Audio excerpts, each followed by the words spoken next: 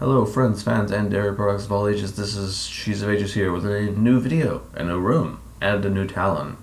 I figured it was time for me to remake my old episode of The Main Reason. I believe it was my first episode, I didn't bother to check, which featured Talon, and a lot of points I made about him are no longer true. For one, he's no longer like a gateway assassin, in the sense that previously I'd say that he was a good gateway assassin because pretty much the only mechanics you needed to learn to play Talon correctly was how to be an assassin correctly. I mean, he did have his ultimate, which properly utilizing the invisibility period and opening and closing it was a mechanic that you needed to learn, but it wasn't really all that super impactful on your ability to be Talon. It wasn't like super crucial skill floor. Now Talon has like 3 mechanics to learn, including the ultimate still there, with 2 of those mechanics possibly being considered more than one mechanic because of how they function differently and how you would approach different battle scenarios based on how your kit works and functions and flows. There's actually a skill floor to Talon now. He's somewhat more accessible than every other of the assassin where he works. He's still pretty much the most accessible assassin, but he's got a bit of a skill floor now. So let's go over some of the changes. His base stats were changed, where he's a little bit more. He's got a little bit more health. He's got a little bit more base attack damage, which can affect his build potential a little bit, but we'll go into that later possibly. His base attack speed starting out is slower, so last hitting it will be a bit weird for a little bit as you get used to the new attack speed. It's really kind of a little clumsy with the decrease. His attack frame was improved slightly, so it's probably not as bad as it would seem if he didn't have the smoother attack frames. And also, his attack speed growth is higher, so in the later games he'll actually attack faster. This helps a little bit dealing with the loss of the ability to queue towers, because you're now smacking them faster innately. Anyway, some of the more major changes is his passive is completely different. Previously he had a passive called Mercy, which dealt 10% more damage to enemies with impeded movement, I believe. There was a list of status effects, but I think all of them impeded movement. The thing is that it really didn't do anything, it was just raw numbers, and actually only 2 parts of your burst combination even benefited from it, if I'm recalling correctly. I may have been misinformed about that, but I'm under the impression that it was only an on-hit effect and it didn't apply to your spells. It only applied to your Q and like your auto, which is like just 2 parts of your burst combination. You know, your auto and then reset. It was still a nice little chunk of damage, but Blade's End, your new passive, does a lot more, and it's like a passive that actually defines your playstyle, instead of just being numbers you barely notice. It's not a 3-hit passive, like people are like saying, oh look, it's a 3-hit passive. It's actually a 4-hit passive. And it functions slightly differently because it's not attached to auto attacks. And it's actually attached to multiple types of hitting things with things, so it's, you know. Anyway, Talon's abilities mark enemy champions and epic monsters every time they deal damage, lasting 6 seconds and stacking up to 3 times. I'm educating you on Talon, and I'm calling it marking enemy champions instead of the actual terminology they use, which is wound, because they shouldn't have called it that. Wounding a champion implies you're actually doing something detrimental to them, like damage-wise, like it implies you're hurting them. But the mark does not do anything to them. It's a mark. It's not a wound. It doesn't function in any way like a wound. So yeah, keep that in mind. Once you have 3 marks on the enemy champion, you then basic attack them, and it consumes the wounds, causing them to bleed for 60 seconds. I mean, not 60 seconds. Bleed for 60 to 160, scaling with level, damage, with bonus damage coming from 200% up for your bonus AD. So AD you've built, not including your base AD. and the bleed lasts 2 seconds. This means you won't have quite as big a window of Black Cleaver speed boost, because previously you'd hit them with the bleed on your Q, which would last a really long time and keep applying Black Cleaver, keep dealing physical damage, so you would keep refreshing the speed boost that Phage gets you, well, the Phage component gets you. But it only lasts 2 seconds now, so you have a smaller window. It's still there though. Anyway, this affects your playstyle considerably because you're going to have to set up your damage. Most of your damage comes from this passive, although if you get fed, you're still going to be hitting reasonably hard anyway. You play around your passive, you get these 3 ability pops, and then you slap them with an auto attack. That's your playstyle. Fortunately, the rest of your kit is designed to play around this quite smoothly. We're going to do abilities slightly out of order. Skipping to Rake. Rake has been changed very slightly. The cone is smaller, and there's a delay on the comeback. At level 1, the go out does a little more damage, but after that it does less. But the come back in does more damage and stays more damage throughout the levels. There's a delay of 0.75 seconds before coming back. This isn't going to be as bad against melee champions because they have more predictable paths and they can't deviate from them as easily as ranged champions, but this is really hard to hit on ranged champions completely because they're further back, so they can see it coming more often, and they're further out of it, and they will probably outrange the ability if they're like certain ranged champions. And Talon already had a little bit of trouble training with ranged characters because he's melee, so like if you really had to like wait a bit before your damage really came online before you could even think of trading. So yeah, this applies 2 hits of your marks if you get both sections of it. This is what you'll be fishing for most of the game, trying to hit that second Rake procs, like in out. You'll need to get both hits from the Rake for the large majority of the game until you hit 6. This is a little bit more difficult to do because the go out does not slow anymore. The come back in slows and slows for more, but for a shorter duration, from like 40 scaling up to 60%. But it only lasts a second. So yeah, basically you're not really going to notice the slow too much, but it's going to help you chase. So yeah, you get 2 hits of your passive marks on Rake. Now I'm going to jump back to Q, because this is no longer an auto attack reset, it's an ability. So it hits like an ability, and it applies a stack of your passive. I jumped over this and back to it, because it's your finisher and your combinations. You'll like fish for your 2 hits and then jump on them with your Q, or if they're on you, point blank them with your Q. And then it gives you an almost immediate follow-up attack. After the Q, you'll have a follow-up auto attack that's pretty much the speed of an auto attack reset. So like, dive, boom.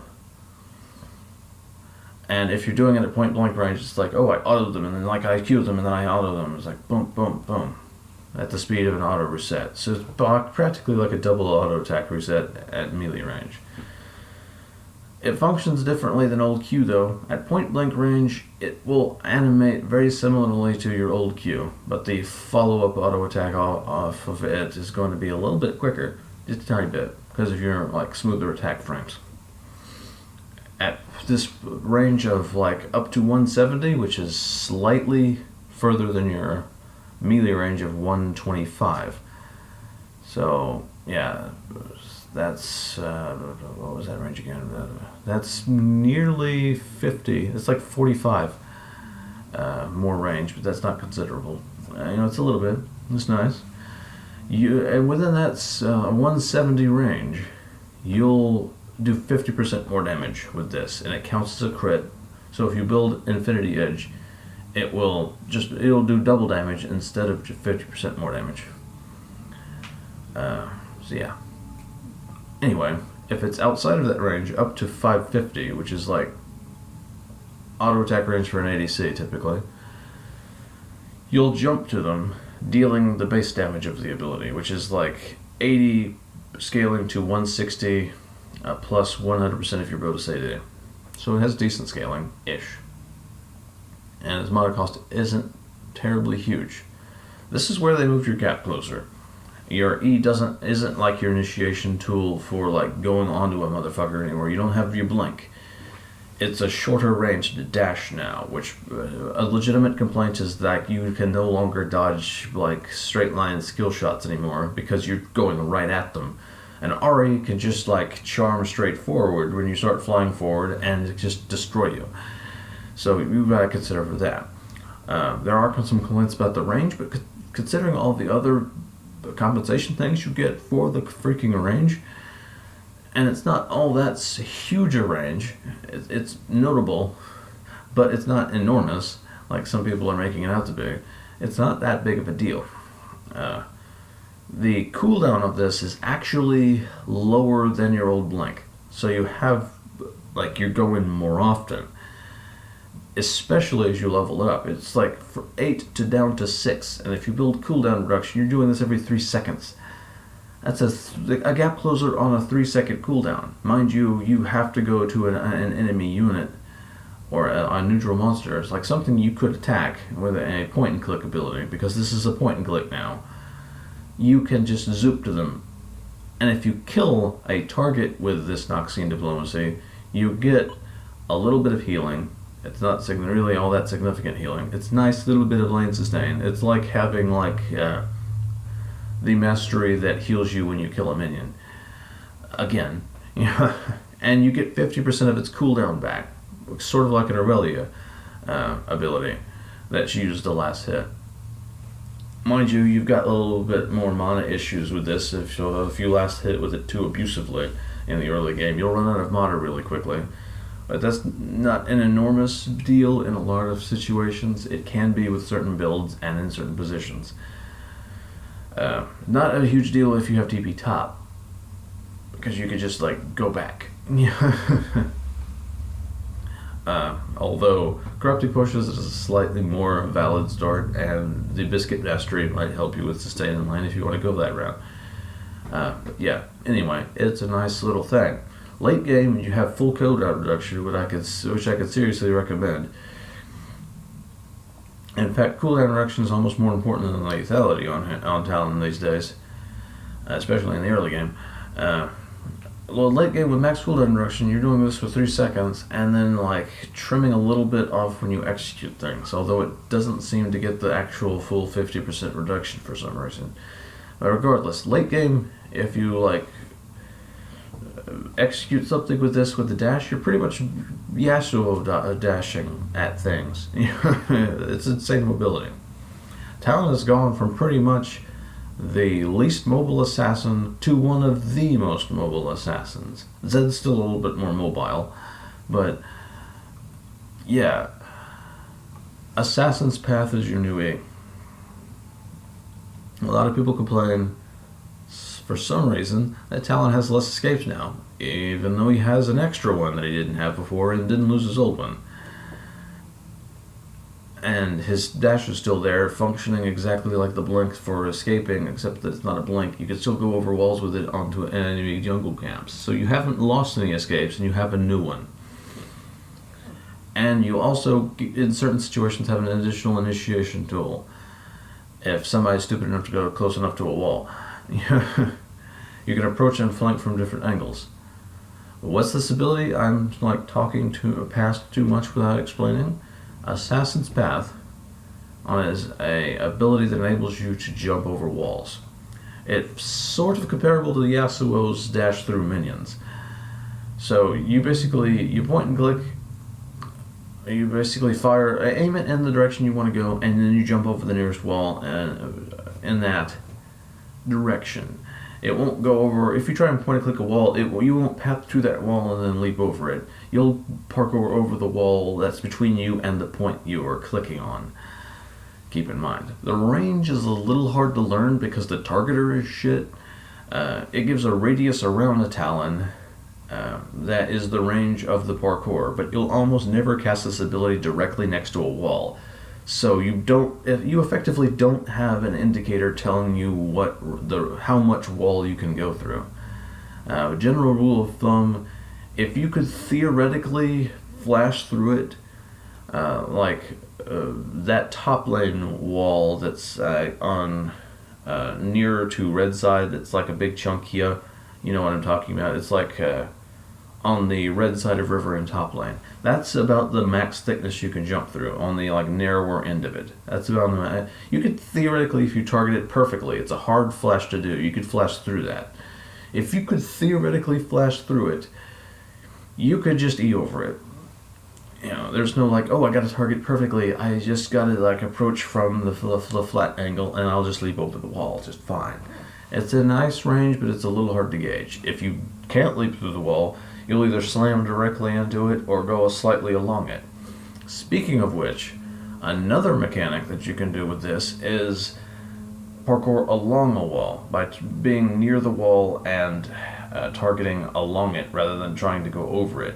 You'll parkour along the wall, which is slightly faster than just running it normally, walking the distance. Especially later in the game when you have more move speed. Because the path, not the path, but the speed of the parkour ability increases with your move speed. This is on a 2-second cooldown, but the terrain goes onto a cooldown, which starts at 160 and it scales down to 60.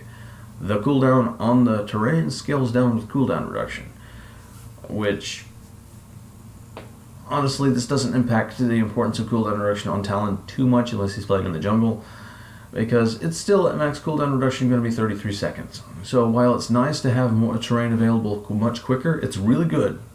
It's never going to make it where you can hop back over the wall immediately. I don't know how it'll function in Earth.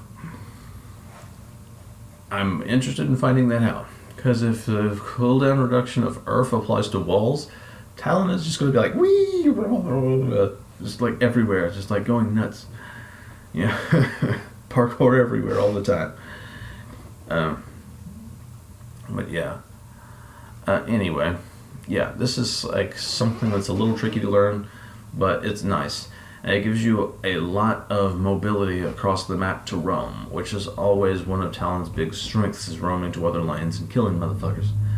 And nowadays I find myself often roaming into the enemy jungle to steal camps, just walking over there, taking the camp, and then parkouring over the wall if I'm somebody tries to jump me.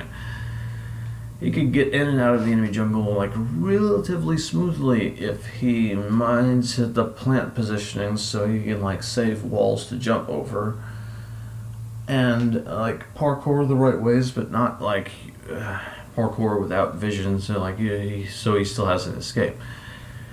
It's pretty good. It makes him a good jungler because he can get around his jungle really quickly. He can get into the enemy jungle and out really quickly. So he's a good invader. His strong level 2 also makes him a really good invader. And yeah, it's just generally really good. Although a lot of people complain about it. It's just something you've got to play around with and master. So naturally, people are complaining about it. Anyway, his ultimate is still Shadow Assault, and it still functions generally the same way. The damage is slightly lower, and there's a 0.8 second delay on it, which I'll go into in a little bit. But let's talk about what exactly it does for the uninitiated. You throw out a ring of blades, hitting, no matter how many blades hit on the go in or go out, which will happen later, you still only hit them once with the ability. Once you've thrown the blades out, you become invisible for 2.5 seconds and gain bonus movement speed. When you emerge from invisibility, the blades come back to Talon and deal the same damage to all enemies hit. Breaking the invisibility with a basic attack or Noxian Diplomacy, your Q, will cause the blades to be clipped to the target instead of Talon, which is a necessary change because he doesn't look behind targets with his gap closer anymore. The damage on this is slightly decreased. It's not extremely noticeable, but it's there. But the bonus movement speed for leveling up is much higher. It starts at 40% and scales all the way up to 70%, which is fast. You just be a bullet. Pretty much it's like whoosh, whoosh. Okay. Now back to the 0.8 second delay. A lot of people are just like tearing that little action, that little bit apart. But the truth is, even on old Talon and new Talon especially, if you are closing your ultimate in 0.8 seconds, you are playing Talon incorrectly 90, maybe even 95% of the time. There is no reason to close your ultimate that fast, except for occasionally you might lose a kill and not die. But that's just something you position better for. Of course, there is that small window where you're like, invisibility, you're revealed by skill shots now. So yeah, there's going to be a situation in which you're like, oh, I'm not invisible anymore anyway, so I'm not getting any of the benefit of the invisibility for that 0.8 seconds, so I wish I could close my ultimate right now. But in 90% of situations, there's no reason to need to close that. And frankly, a mention of not being able to close your ultimate with R in the first 0.8 seconds is fucking stupid, because if you're closing your ultimate with R, you're an idiot. That's not how you close the ultimate. You would always close the ultimate with something. There is no reason to close the ultimate with R unless you're running away. Which is a thing. But generally, if you're running away, 0.8 seconds has passed. So, you never close your ultimate with R. Really. You just auto them, or you Q them, or you rake them, or you freaking Tiamat them back when Talon still built Tiamat to a large extent, or you ignite them if you have ignite. There's very, very tiny instances in which you would close ultimate with R. And that includes the periods of time in which you would close it as part of your combination. You just slow it down by closing it with R instead of another part of your combination. And while we're on it, and I'm going to have a slightly tilted tone of voice, old Talon, people playing old Talon had a tendency to include opening and closing their R instantly as part of an earlier part of their damage combination, because it was slightly faster. In freaking the majority of situations, that's something you don't fucking want to do for the majority of the game. If you're in a laning situation, or especially in a mid lane, even throughout the game, you save that ultimate for the last thing. I don't care if you lose that kill. You don't give up that 2.5 seconds of invisibility until you're fucking sure nobody's going to kill you afterward. That's your only escape on old Talon. You don't just throw away your only way out as a default part of your combination. That's just dumb. People complain about old Talon being easy to gank. It's because you're freaking closing the ultimate immediately. And in new Talon, with your autos and Qs anchoring it to the target, there's even less reason to close it immediately. So, yeah, the 0.8 second delay, 90% of the time, not a thing. It will impact you 10% of the time and result in bad things. I won't deny that, but the majority of the time, 0.8 seconds is something you won't even notice it not being available to you if you're playing correctly. But yeah, anyway, Shadow Assault is another thing that can hit twice. So you can do the oh, I hit twice with my. It's oh, I put my ultimate out there and hit with the first portion of it. I queued them, which and a little bit will close the ultimate and do that. But don't do that thing where you queue to them during your ultimate after hitting with the first portion of it in a situation in which you need the invisibility to live. It's called a different approach to different situations. Playing the game. But yeah, theoretically, you can ult and then like Rake for another hit of an ability, which will like in the large majority of the times close the ultimate. You know, it's all about positioning. You typically don't want to like actually Rake to close the ultimate, because then the ultimate won't hit them unless you're on the other side of them suddenly. But yeah, you can ult and then like hit them with an ability to like get the next hit of the ultimate on them, and then Rake follow-up auto attack, or you can do your abilities in different sequences in which to like get these stacks on them. And this will be like a really freaking long video if I go into exact combos of things that you do with this. But yeah, generally for the majority of the game you'll be fishing for the second hit of Rake, and you'll be following up with a Q dash follow-up auto attack. If they're melee and they like go in on you, you could just like throw the Rake through them and Q them at melee range. The Rake will most of the time come straight through them if they're melee, and then you can like proc your passive. So that's a good thing.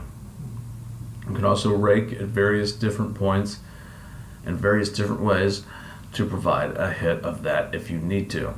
If you're on the person, you can just open up your ultimate, position for the follow-up, and like scope out the situation, and then hit them with something that'll anchor it to them, getting full like passive things.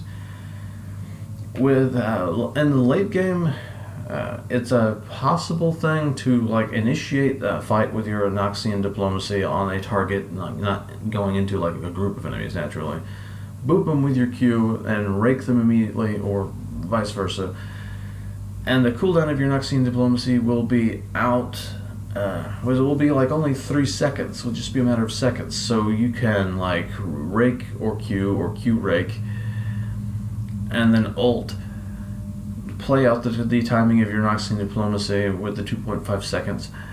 Q to them and keep autoing them. It's possible in the late game to get multiple passive procs if you play your abilities correctly, which is all the more reason to not freaking have the desire to close your ultimate immediately.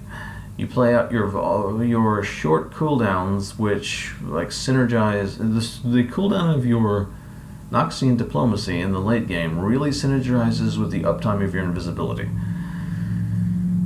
So yeah, good times. Good times. With how Talon his like base attack damage and how his abilities work, it actually opens up a lot more build options than old Talon had. Old Talon pretty much had one build. 1 or 2 builds. Some people still built Tiamat. Some people it's like, oh, fucking the AD on the initial like Tiamat was lowered, and also I prefer or do not prefer the like AoE on auto attacks. You know, it was a matter of taste.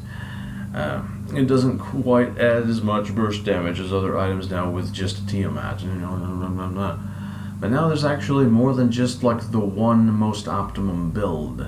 There's potential for experimentation here. Although there's like one build that is like a bit more optimum at face value, there are other options that are around as good with some trade-offs. Personal taste, you will probably want to start Ghostblade still on new Talon with the straight assassin build, because honestly, while Duskblade will get you a little bit more damage, it doesn't flow as smoothly. That BF sword in there creates a bit of a hump in the smoothness of the build, and it's a lot easier to build a BF item second item on Talon, I personally believe. And plus the Ghostblade, while it doesn't have the attack speed anymore, attack speed isn't super crucial on Talon anyway. It still has the same AD and all the other stats it's got on it, and it still has the crucial crucial CDR, the cooldown reduction of 10% on it. So that cooldown reduction actually will scale slightly better for you in the early game, so you have more rakes and can pop your passive more frequently and more easily. Because early on with your, like, you don't have a lot of cooldown reduction, like, you miss a Rake, it's a little bit of a damage, like, detriment to your trading potential. It's like, oh, I've got to wait 9 seconds for my Rake to be back up before I can, have a 2-hit thing to easily proc my passive. I don't have my trade window anymore. 10% more cooldown reduction means you get that a little bit faster. And that's good. It's nice stats. Plus she gives you more movement speed with the active thing. So that's always good for like the additional roaming capacity. So yeah, all in all, it's a little bit smoother. Then for that, you could go into like Duskblade after that, so your lethality will actually have damage in the early game, and have all the benefits of the Duskblade. That's really fucking nice. As far as like alternate builds go, well, actually, I have for Assassin Talon, you would still build Black Cleaver at some point. 20% cooldown reduction, and the armor shred is still really fucking good. I mean, you still have the bleed, which instantly applies to freaking all of the stacks and keeps them on there for 2 seconds. Well, more than 2 seconds. It keeps reapplying it for 2 seconds, and then the timer happens. So you still get a nice boost of duration to the shred and apply it instantly, and you still get the movement speed, and you still get the little extra tanky stats. It still has a nice bit of AD on it, so you'd still build that. Alternate build paths that are a potential thing for Talon is going for a slightly tankier build in the top lane. Some people will say it's not cost effective, but Trinity Force is actually a valid option on Talon these days. For some reason, people say he doesn't have a good way to follow up with an auto attack off of a spell ability, even though that's pretty much the definition of his Q. He goes on them or crits them with the thing and immediately gets a freaking auto attack at the speed of an auto reset. That's pretty much the definition of your Q. And also your E parkour procs it, and your Rake procs it, and you have a much smoother auto animation. And it scales off of your base AD, which was elevated. So it's actually pretty decent. Especially that 20% cooldown reduction. Just combine that with Black Cleaver and boom, you got all your cooldown reduction you need. It's not necessarily cost efficient, but boom, easy like full cooldown reduction immediately with just 2 items, that are doing well on you. Plus you'll have the additional mana, which makes you, this is really nice actually, and you'll also have a bit more tankiness from the health that Trinity Force also gets you. And if you wanted to go with like a Dead Man's Plate off of that and go like full on Bruiser Talon, it's a thing. It's not terrible. You'll probably if Steric's Gauge is a nice thing because of how it works with like base AD and stuff like that. So it's actually a viable thing. You'll probably want a little bit more damage than a typical Bruiser, but considering how Talon's passive works in long engages, it's not a bad thing. You'll be able to proc your passive more and not be killed and as easily. It's an okay option. Infinity Edge is now a good. Is now good on him again because it will amp up his Q damage, and it still has a nice AD on it. And as a slight possible reward or possible curse, blight upon your existence, I'm going to go with reward because I think it's good. For staying through this entire video of, it's nearly 35 minutes now, I'm going to reveal a secret little thing that I've stumbled across. It's not Talon Jungle, but it's based on that. Talon Jungle is actually good because starting with Q, you can do and since you start buff camp, and Q is really nice against single targets, you could start Q and go do the buff camp, and it's actually pretty good. Talon has pretty good clears. But I'm not talking about Talon Jungle, although it's viable. I'm talking about Smite in a lane. Hear me out. I know back in the day it was a thing with Shyvana and Hecarim, and it's not considered viable anymore. But hear me out. In the top lane, you would typically take teleport, and it's still good to take teleport on Talon top lane because of that extra I roamed down here and now I'm back into the lane. You're still giving up a lot of mobility if you do not take TP. Don't get me wrong, but E parkour on Talon makes it where you don't need teleport as much. as other people because you can get back to lane faster and you can roam faster. You have a lot more map pressure than like a conventional champion. You're sort of like, but not quite as global pressure as like a Shin in top lane or a Pantheon in top lane, or like if somebody took Twisted Fate top lane, which has like been a thing occasionally. You have the ability to cross the map faster than a conventional champion, so having teleport doesn't hit you quite as hard, which like also could like be an Ignite top lane situation, but like I digress. We're talking about experimentation here. In mid lane, you don't necessarily need Ignite as much, although Ignite counters lifesteal and sustain because it puts grievous wounds on the target. You still get damage from smiting a person, and you know, it's not as super crucial as it could be. So yeah, you can afford to theoretically give up the benefits of the other summoner spells for Smite. Smite gives your team greater objective control, and Talon is already really good at roaming into the jungle and stealing camps. Add Smite to that, and your like enemy jungler griefing is accelerated tremendously. And in addition to having greater like dragon and baron control, because you have 2 smites on your team. And then consider the fact that the multiple different smite options give you different phases of utility. You could go for red smite, decreasing the damage the enemy champion can do to you for like a bruiser build, while also augmenting your damage to them. With chilling smite, you can steal 20% of their move speed, so you can stick to them more easily, and also like parkour faster a little bit. And so that slow is like somewhat like taking ghosts, which is a popular thing on Talon these days because Faker did it.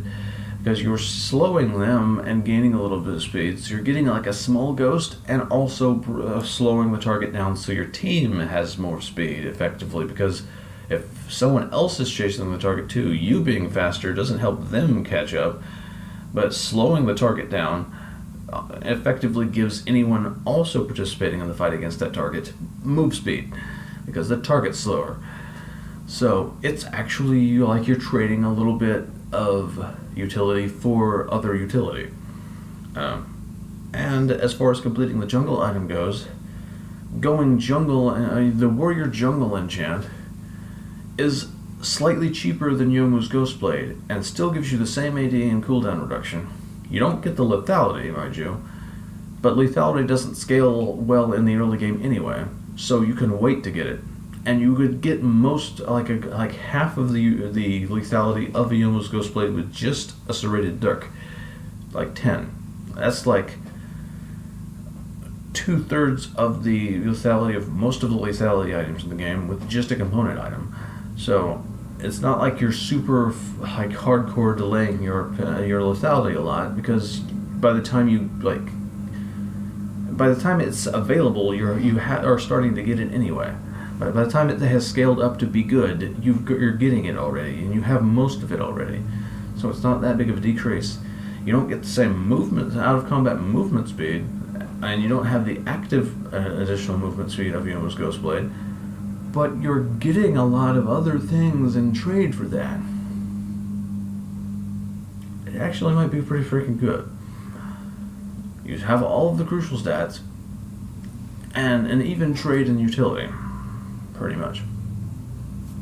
It's something worth considering. I've played it a few times, and while I have made the mistake of going to steal camps a little too much, because I didn't play that old Smite top lane meta, I'm not quite used to like the balance of like roaming to laning. It's something I need to practice. If you played that back in the day, you'll like not have anywhere near as much trouble as I do. You'll find a nice niche there. And regardless, I still kept up with people that were accelerated. The enemy jungler went without their red buff the majority of the time game, because I kept taking it. And I was able to steal a dragon one time, and I still did the same damage as I was doing with more conventional builds with like an Ignite or a Smite. I mean, not, I mean with an ignite or like a TP, and going with like Yomo's or Duskblade first item. You're not losing any damage for going that Warrior Enchant first item, really, from my like observations and experimentation. Smite on Talon in lane, more so in top lane, possibly, although mid has advantages to camp accessibility. Smite on Talon in lane might actually be really good, especially in higher elos where players are better, and objective control is a more impactful strategy for winning the game. So, if you see that people doing this, I actually thought of it first. Unless they have proof that they like thought of it before like 3 days ago. But yeah, you heard it here first. Try it out. But keep in mind, in top lane you won't have TP, so sustain will be a bigger issue because you can't just leave. So you might want to go with a Corrupted Potion top start if you do this, and probably mid lane too, but mid lane is a lot shorter, so it might not be as big of a deal. And you don't want to do this in top lane against really fast pushing champions. The same thing probably holds true for mid lane, although less so because TP isn't a factor there. So yeah, you do suffer a bit of a sustain issues against top laners with teleport, but yeah. Just keep that in mind to play around it, and it's actually pretty good. I've tried it a reasonable amount of times, like almost 10 games, and while I haven't won all of them, my loss was never a factor because of me having Smite. And I've lost lane a couple of times because I was making a mistake of roaming too much. It wasn't a direct effect of having the Smite.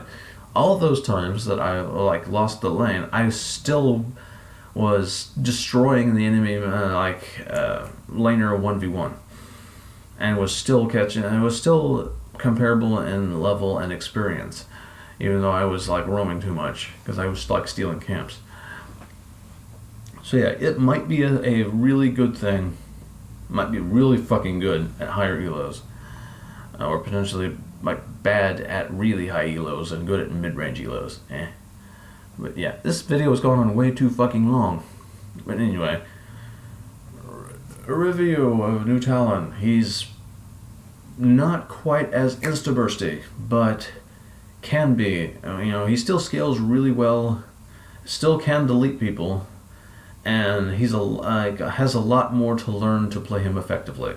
He has a bit higher of a skill floor, but he's a bit more accessible than some of the more complex champions that are assassins. These days. He has more of a weakness to ranged champions, but is even better than he used to be against melee champions.